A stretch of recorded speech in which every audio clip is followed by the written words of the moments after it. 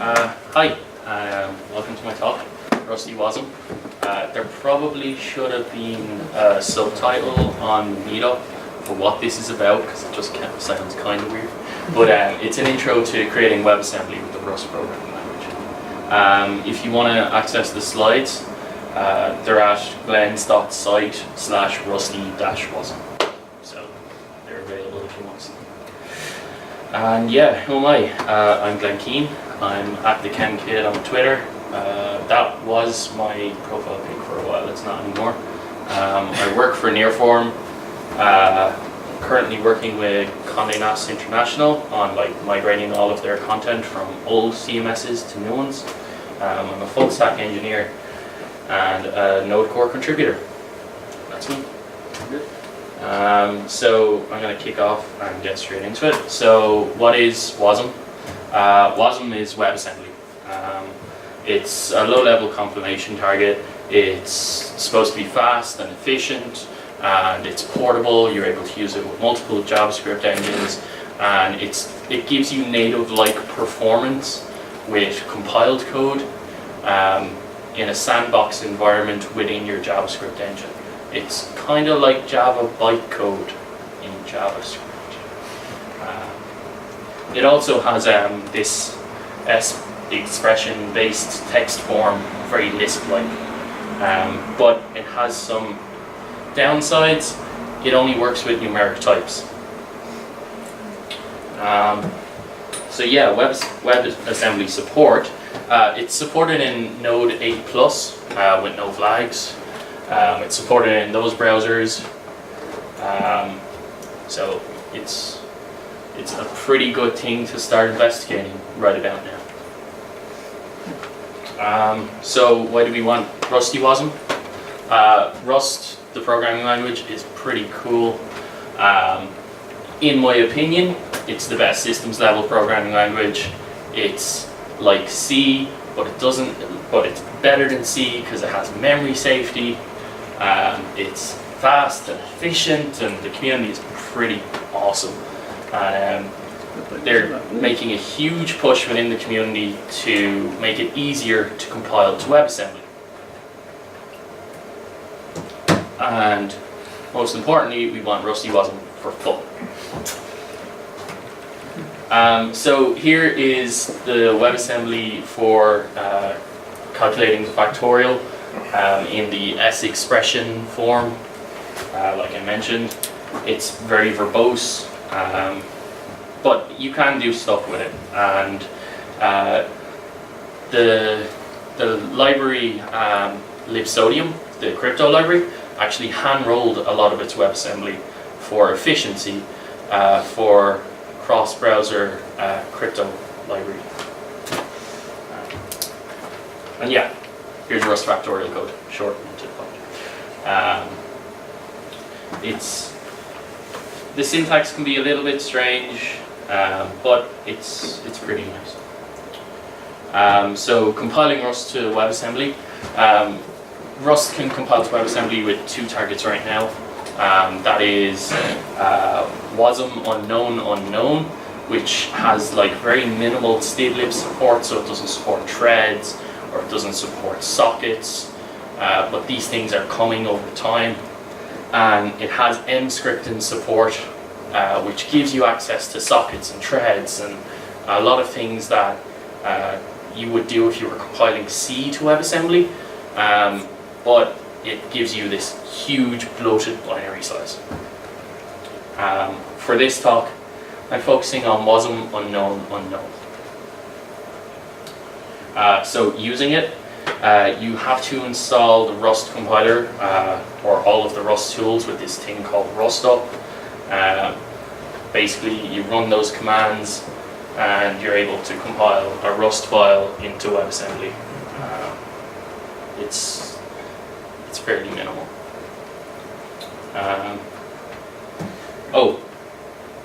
You have to use the nightly build of Rust to get this. You can use Cargo for compiling to WebAssembly. Cargo is like Rust's package manager, think npm. So to use Rust with cargo, you have to add this to your cargo file, and it works. You're going to want to optimize your build output as well, using this tool called WASM GC. Your binary output can be fairly large. It's good to trim it down. And there's even more tools to like get it to really small binary sizes, but I haven't touched on them in this talk. So most important thing for us as Node developers is packaging that WebAssembly for NPM. And right now it's awkward, but the tools are coming and it's getting better. And it's kind of like building a TypeScript library and then publishing it to NPM, the build output, not the like TypeScript code. So to do that, I have an example repo set up, and in the example repo you have this like huge scripts section for like setting up all of the compiling to WebAssembly, doing the GC WASM step, turning it into a file you can actually require because it's a binary file. We just wrap it in, we convert it to base 64 and we wrap it in a uint8 array that is module.exported, so you can require it easily in your front-end code. And then we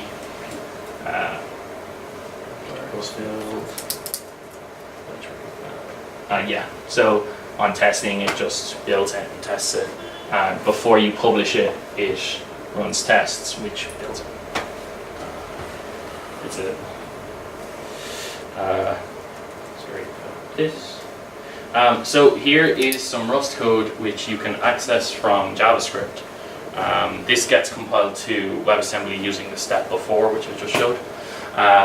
You'll notice that when you're compiling to WebAssembly, you use this compiler tag to say not to mangle the name of the function that's being exported. So your WebAssembly library actually has a name like factorial you can call. What would happen otherwise? Pardon? What would happen otherwise? How would it mangle? Is it minified or it gives that a name like F89? Yeah, it gives it like some strange name. It's not human readable, and you don't want to really export that to people.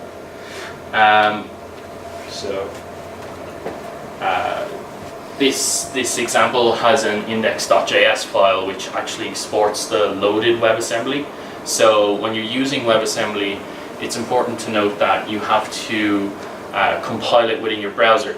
And to do that, there's this WebAssembly global object that you can use. You're able to compile it synchronously or asynchronously. If you compile it synchronously, in Chrome you can only compile up to 4 kilobytes of binary before it like just craps out. And it's not a documented feature, so just so you know, you can't do loading WebAssembly binaries in Chrome easy. You also see this import object here. This actually allows you to call a function from JavaScript, this function, within your Rust code. So go back here. You see I have this extern function, example function. That's the function that I declared in JavaScript, which I'm able to call from within Rust.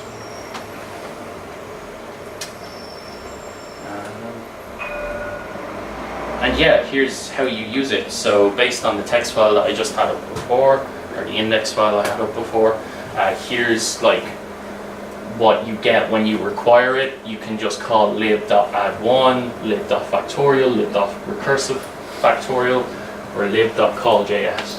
These are all functions that were declared back over here.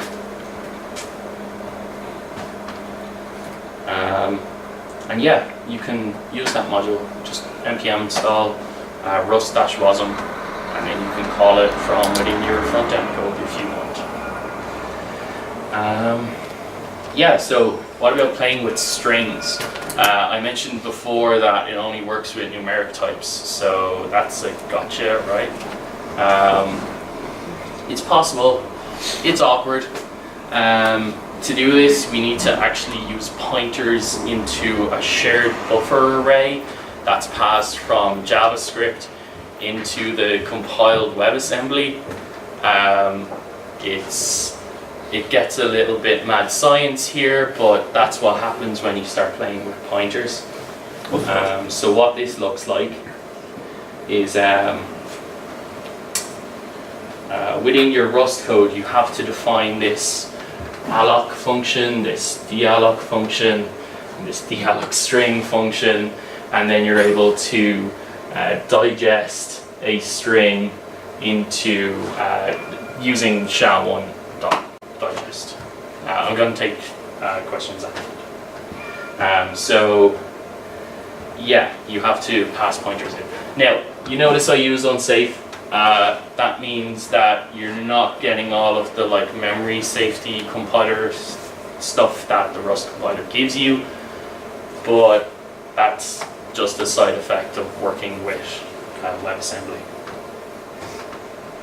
So yeah, this is your Rust code, and the corresponding JavaScript code is over here. What you notice is I export an object that just has this digest function. It wraps the loaded WebAssembly with the alloc, the dealloc string, the digest function, and the memory buffer that I mentioned before. So when you want to pass a string into your Rust.digest, like this, you have to create a pointer to that string in your memory buffer. And you use this new string function, which allocates it in your memory buffer, and then you get the out pointer from module.digest, which is a pointer to the string in your memory buffer that came back from the WebAssembly, and you copy that string out and you deallocate it because you don't need it in JavaScript anymore, and you just return the result. And what using that actually looks like is, if I can pull it off. Yeah, so here you're getting a SHA-1 digest of these strings computed in Rust, and the result is returned to you like you're calling a normal JavaScript function. Yeah, so back over here. So that's pretty cool. There's also this other tool called WASM bind gen. It's still under heavy development, like a lot of this WebAssembly stuff in Rust. That makes it so you can basically bind JavaScript data structures into Rust very easily and use the Rust string type like you would use a normal variable of JavaScript or whatever. It's like black magic. I don't know how it works. As I said, it's under heavy development, so when I went to use the example in the README, it was broken. But it's coming along, the tools are being built. Keep your eye out on it. So you're using Rust to create WebAssembly, and that's pretty cool, but now why do we care about that? Well, the reason we care is because of performance.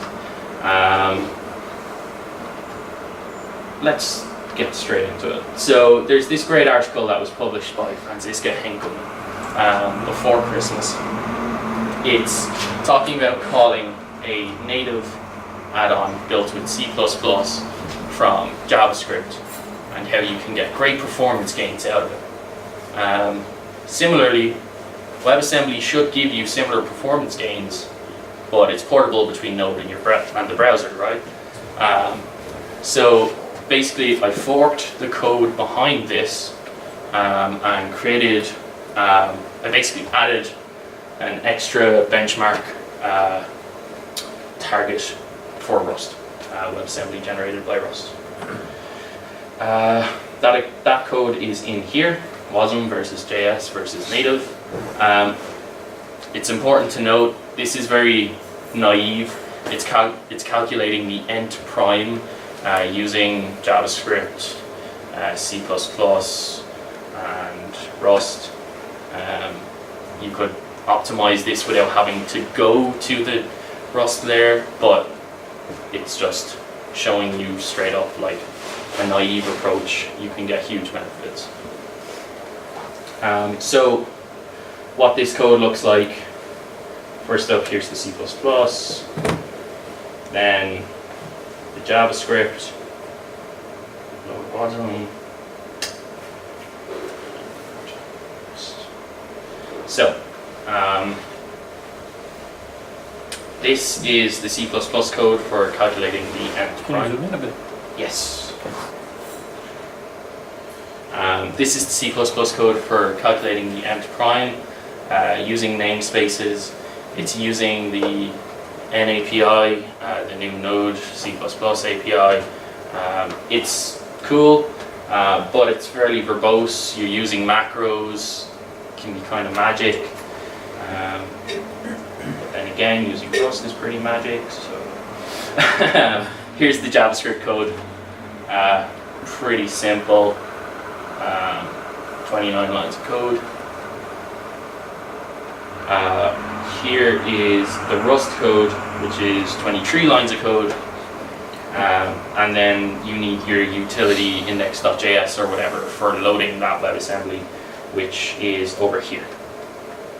Simple. Yeah, so I benchmarked all three of those to see if I could get anything that looks impressive. And it turns out I did. This is your JavaScript computation time for the ent prime. This is your C++, and this is your WebAssembly generated but with Rust.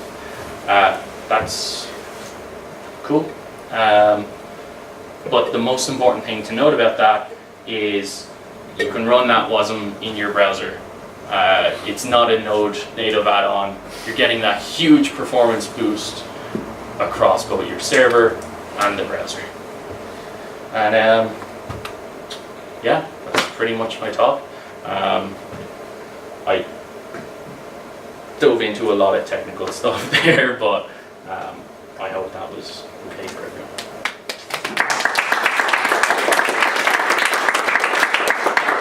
I have a question about the performance in the browser. So I guess you can compile to C++ and then you can compile C++ into Unscript and then run that as a comparison. Is there such a benchmark as well? I haven't done a benchmark for that. I'd need to do it. But it would be comparable, would it? Would Would there be comparable. surprises? Yeah. However, NAPI wraps a lot of like socket stuff, and you're going to get a lot of bloat in it. But yeah, you are right. You can. Any other questions?